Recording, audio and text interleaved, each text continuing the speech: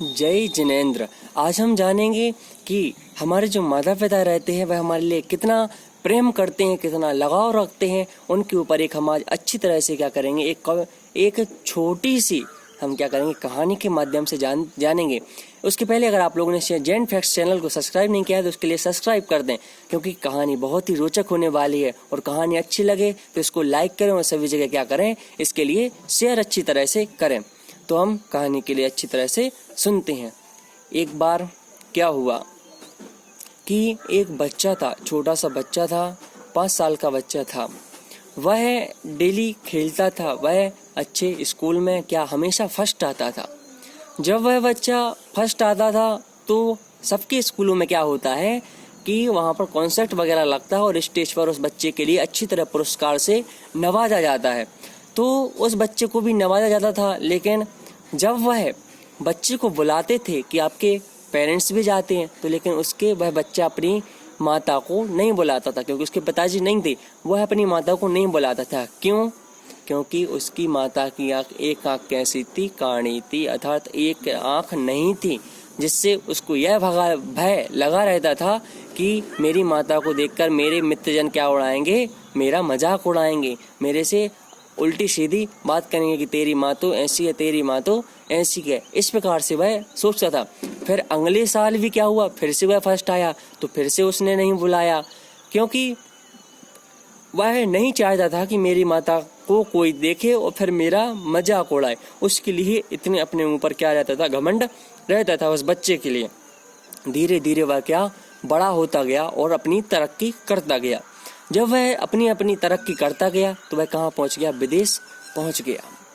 अब उसकी माता उसके लिए चिट्ठी भेजती, लेकिन वो वहाँ से कोई भी उत्तर नहीं देता, अर्थात उसके लिए कोई भी रिप्लाई नहीं करता था।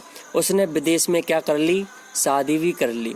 वहीं विदेश में माँ को पता नहीं पड़ा और उसने अच्छी तरह से अपनी शादी भी वहाँ पर रचा ली। उसके क्या हो गए, एक बच्चा भी हो गया। जब इस प्रकार से उसका हो गया, फिर अचानक से एक दिन उसको खबर आती है कि आपकी माता जी थी, वह क्या हो चुकी हैं, देहांत को प्राप्त हो चुकी हैं, अर्थात उनका मरण हो चुका है। वह यह सुनते हुए, क्योंकि लोग बाग क्या सोचेंगे, इसके कारण से वह भी उन माता जी के मरण के जब हुआ तो विदेश से अपनी पत्नी के साथ क्या आ गया, घर पे आ गया। जब पत्नी के साथ घर पे आ गया तो उसकी पत्नी बोलती, क्या तुम इस जगह पे रहते थे, इनके साथ रहते थे, इनकी शक्ल तो देखो कितनी खराब है, इनके साथ आप रहते थे। तो जब वह ऐसा देखता है तो वहाँ पर एक चिट्ठी मिलती है। वो बोलती है, उस चिट्ठी में लिखा रहता है कि बेटा, मैं तुमसे बहुत प्यार करती थी और करती हूँ और क्या करती रहूँगी, लेकिन मैं तुम्हारे लिए कुछ दिखाना चाहती हूँ कि तुम उस एक अलमारी थी उसमें जाइए और देखिए उसमें कुछ फोटो हैं। मैं तुम्हारे लिए कुछ दिखाना चाहती हूँ कि तुम मुझसे घृणा क्यों करते थे, उसका कारण क्या था, मैं तुम्हारे लिए अच्छी तरह से क्या बताती हूँ। यह सब बताते हैं तो वह अलमारी में जाता है। जैसे ही अलमारी खोलता है उसमें से कुछ फोटोएं और एक और चिट्ठी वहाँ पर मिल जाती है।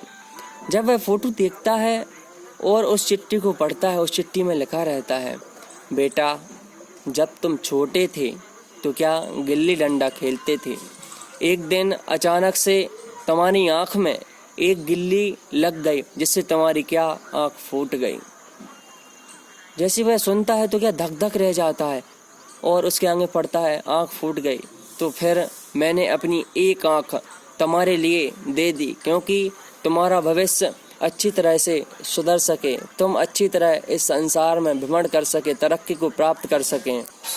और जैसे ही तुम्हारी आँख फूटी तो मैंने अपनी आँख तुम्हारे लिए क्या कर दी, प्रदान कर दी।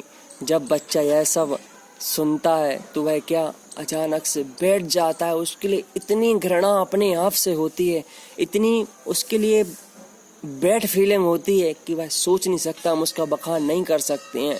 लेकिन वह बच्चा फिर जब उसकी पत्नी बोलती है कि चलिए यहाँ से, वह पत्नी से कह देता है, मैं अब इस गांव से, मैं अपनी माता के इस घर से कभी भी नहीं जाऊंगा, मैं यहीं पर रहूंगा। मैंने कितना बड़ा पाप कर दिया, मैंने अपनी माता से कितना दुष्व्यवहार किया, अर्थात उनका कभी भी बात नहीं मानी, उनका हमेशा ही अनादर किया।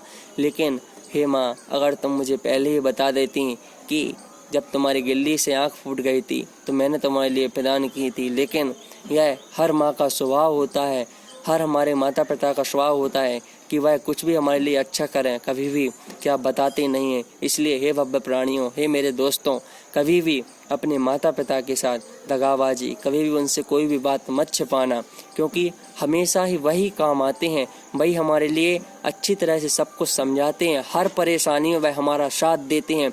कोई भी हो, हमारा दोस्त साथ छोड़ सकता है, लेकिन हमारे जो माता पिता होते हैं वह हमारे लिए कभी भी कोई सी भी प्रॉब्लम हो, कोई सी भी दिक्कत हमारे लिए हमेशा ही हमारा बिल्कुल हाथ पे हाथ रख के हमारा थामे रहते हैं। इसलिए हमारे लिए माता पिता के अगर वह कोई भी हमारे लिए मारते हैं, डांटते हैं, तो वह क्या केवल हमारा अच्छा करने के लिए ही करते हैं।